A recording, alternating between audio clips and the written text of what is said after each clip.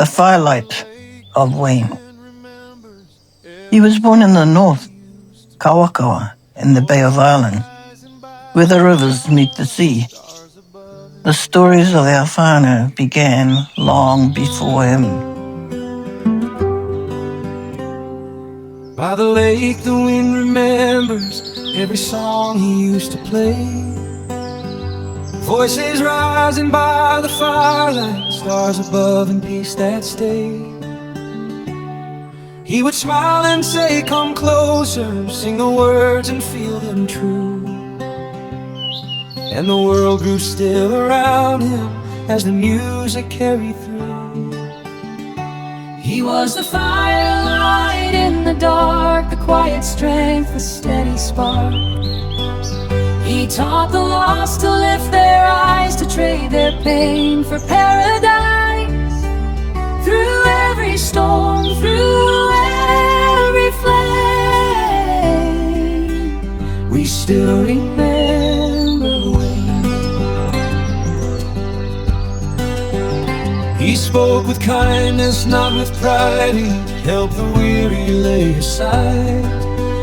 No drink, no anger, only songs. He showed us where our hearts belong. Children's laughter filled the air. Old guitars. Growing up, the rivalry and the bond. Wayne and I, we had our moments, as siblings do. Sometimes close, sometimes distant, sometimes stormy. Beneath it all, there was always that thread of whānau, woven tight by the love of our grandmothers and the place that raised us. We still remember Wayne. When his body fell, his spirit stayed, still singing softly, unafraid. He called to heaven, pure and clear, and we still feel him lingering here. His great-grandfather, his grandfather, our parents, each leaving their mark upon the land and upon us. And then came Wayne, our brother, our mother's son.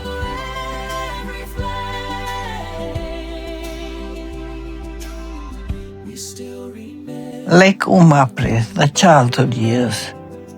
Our life began at Lake Omapre, a world of water, bush and laughter. We didn't have much, but we had everything that mattered. We lived off the land, the gardens we tended, the eels we caught, with landlines, traps, nets, punga and spears. The fruit from the trees and the food gathered from the bush. Our father worked on the railways, but our real life was outside, in the soil, in the water, under the open skies. Our parents were strong, active, and full of spark. Siro played rugby. Mum loved her sports. And we, the children, learned that work and play walked hand in hand. The move to Auckland, Mangere Bridge. In the 60s, we left the lake behind. Our parents wanted more for us, so we moved to Auckland, to Mangere Bridge, our new house in a growing town. Our house was built on the top of Chinese market gardens. Wayne was still young then, and even in the city, that country heart stayed with him. He was handsome, charming, and always surrounded by friends. And it was there that he met Ruth, a beautiful, young Rarotongan woman, the one who would walk beside him for many years. Life with Ruth, family and faith. Wayne and Ruth were together for more than 25 years. They built a life, raised their children, and for a time they were deeply happy. They were the ones who moved back north, back to Kaikohe, to Okaihau, bringing with them that same spirit of family and work we'd known at the lake. Wayne loved the land, loved his home, and worked hard to keep things going. But life can be complicated. They eventually separated and Ruth returned to Auckland.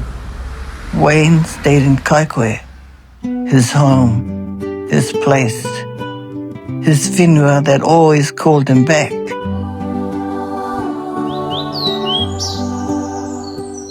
By the lake the wind remembers every song you used to play.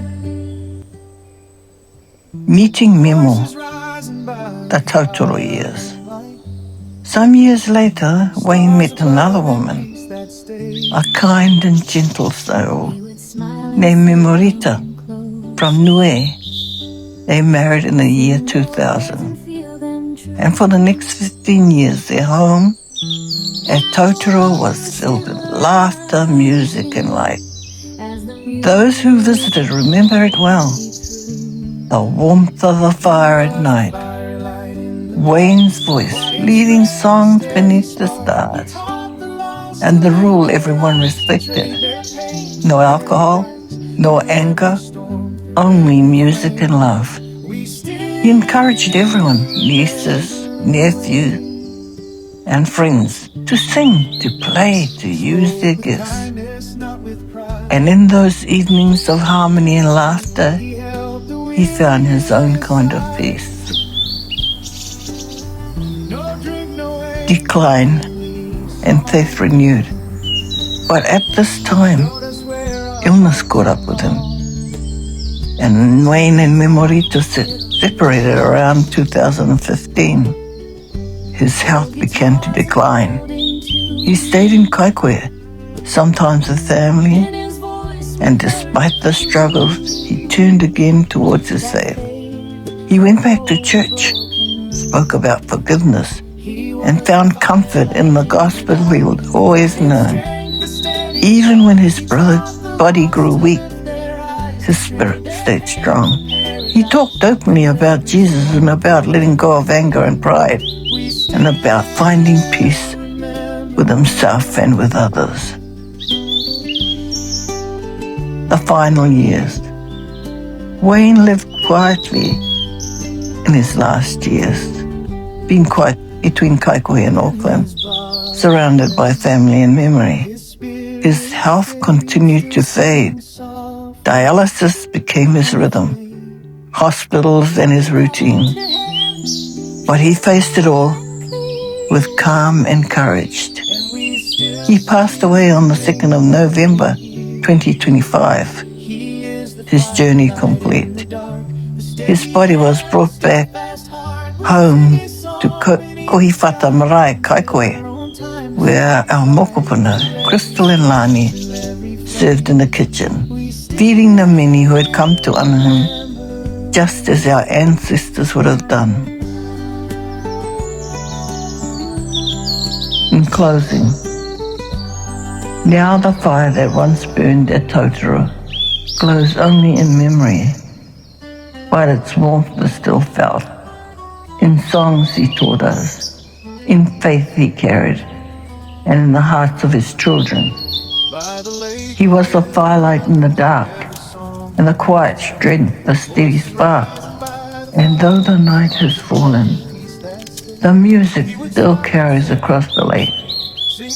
Mua mai rā, e te tungane, haere atu rā, ki te ao wairua, kia tau te rangi Maria. The fire burns low now, the night has settled, but its glow remains upon the water, steady, soft, unafraid. He has gone to where the songs begin again, beyond the dark ridge of the hills. There is peace there, the kind that does not fade. So so the lake keeps his reflection, and the wind carries his tune. And let the children remember, not the pain, but the light. For love once given never dies.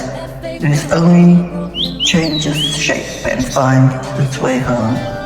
Moe mai, tae te tungane. Rest until we meet again. Trade their pain for paradise.